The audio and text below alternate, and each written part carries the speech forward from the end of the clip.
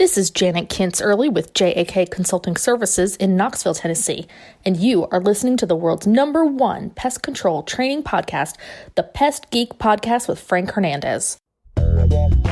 Pull out your hose and grab your can. We're about to integrate another Pest Geek podcast. Hi, everybody. Frank Hernandez here, and welcome to the Pest Geek podcast, bringing you the latest information on pests, products, and politics from today's leading industry sources to help you start, manage, and grow your pest control business.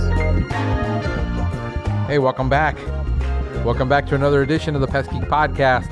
I am your host, Frank Hernandez, here every day discussing all things pest. And I want to remind everybody to join the Pest Geek Society. Join the revolution of what's happening in the pest control industry. Join us on Facebook, Pest Geek Podcast Listeners Group. We're also on Twitter. We're on YouTube, pestgeekpodcast.com. Join us. Join in on the conversation. Let us know how we're doing.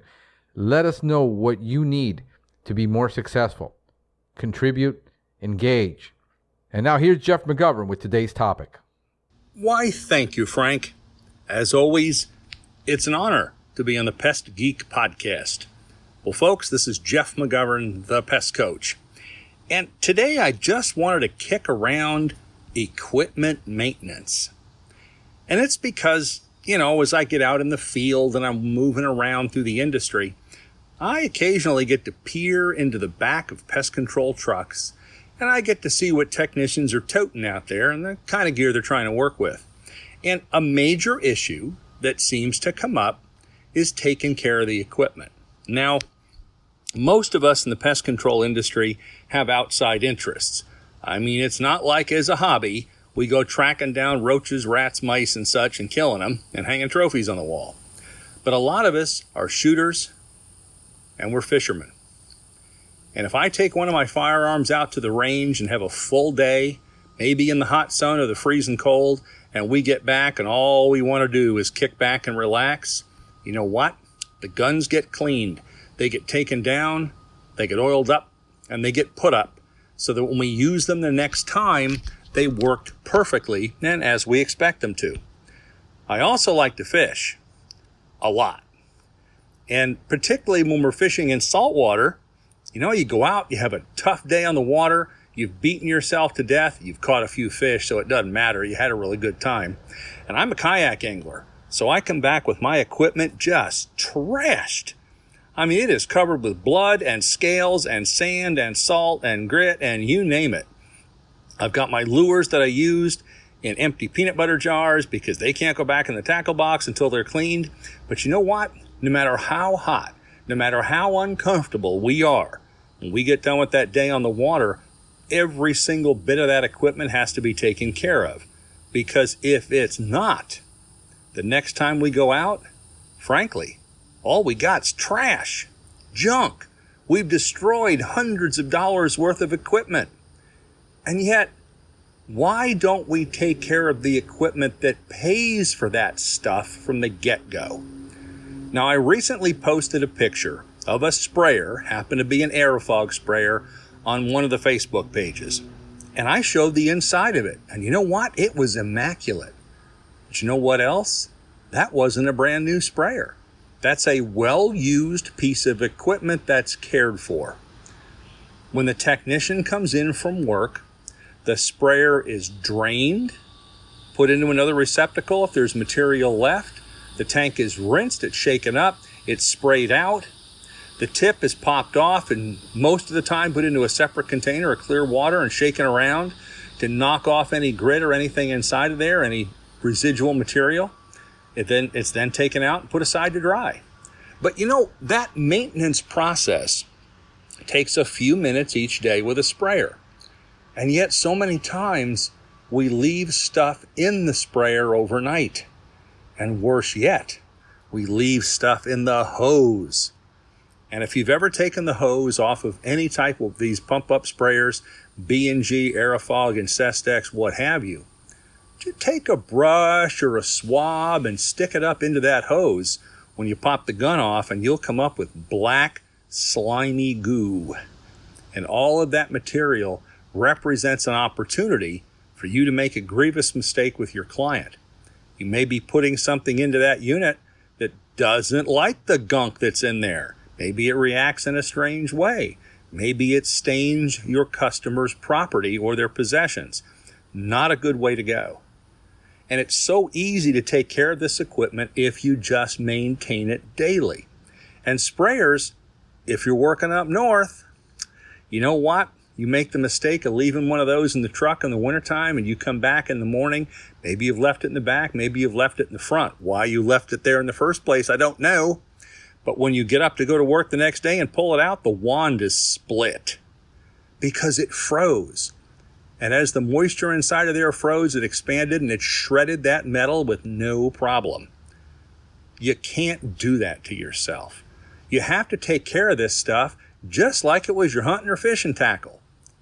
Because if you do, it'll last you longer and make you a whole bunch more money.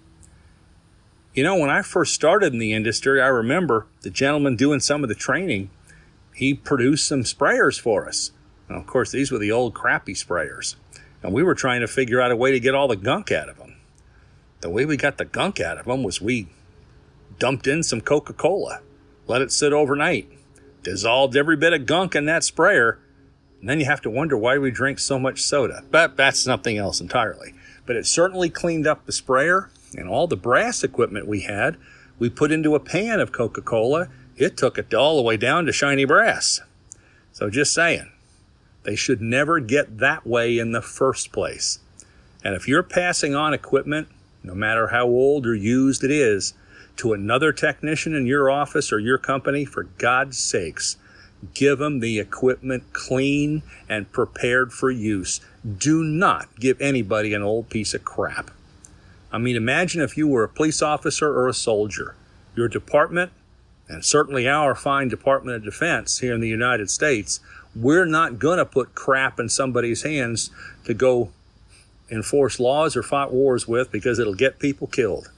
We always hand out equipment, even though it's used, it's well maintained and ready to go. My youngest brother has a B&G that has to be all of about 40 years old now. And he uses it every day in the field, along with other ones that he has. But that old B&G belonged to our dad. And he still uses it, and there's nothing wrong with it because he keeps it clean, he keeps it maintained.